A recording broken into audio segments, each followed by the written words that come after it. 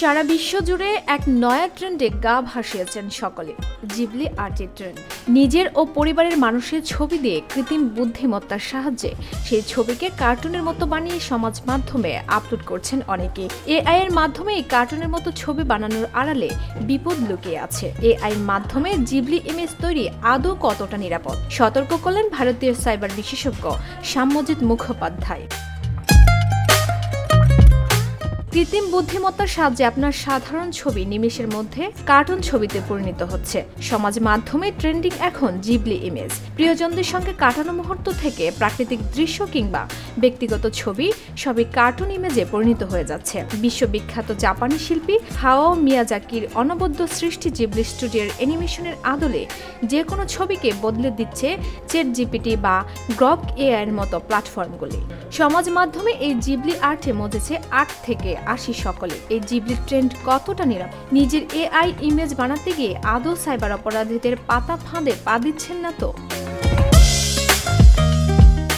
Cyber বিশেষজ্ঞ সাম্যজিৎ মুখোপাধ্যায় জানান, নিজেকে সুরক্ষিত রাখাটা এআই এর দুনিয়ায় সব থেকে বেশি জরুরি।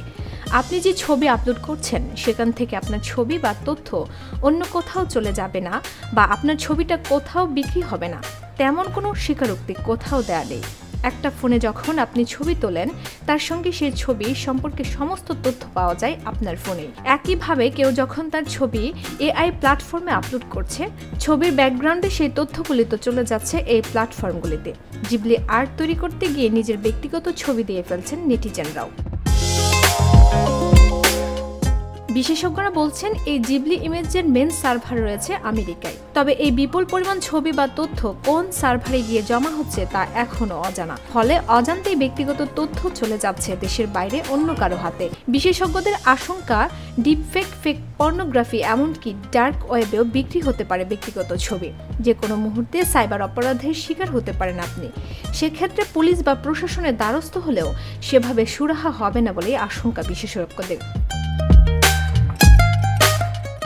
সাইবার বিশেষজ্ঞ সাম্যজিৎ মুখোপাধ্যায় জানান, এরা বট টেকনোলজিতে বিশ্বাস করে, যার অর্থ বিল্ড, অপারেট, দেন ট্রান্সফার। প্রথমে আপনার সম্পর্কে ধীরে ধীরে তথ্য সংগ্রহ করা হবে, একে বলে বিল্ড। তারপর সেটিকে অপারেট করবে বা অ্যানালাইসিস করা হবে যে এই ব্যক্তি কোথায় থাকেন, পরিবারে কে কে আছেন ইত্যাদি। আর শেষে ডেটা ট্রান্সফার করা হবে যাতে আপনি বিপদে পড়তে পারেন।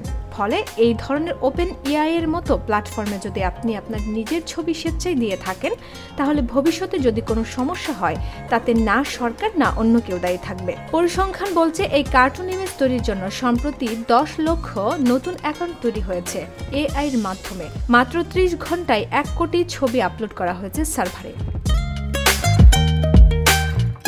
ডেস্ক রিপোর্ট, ভোরের পাতা।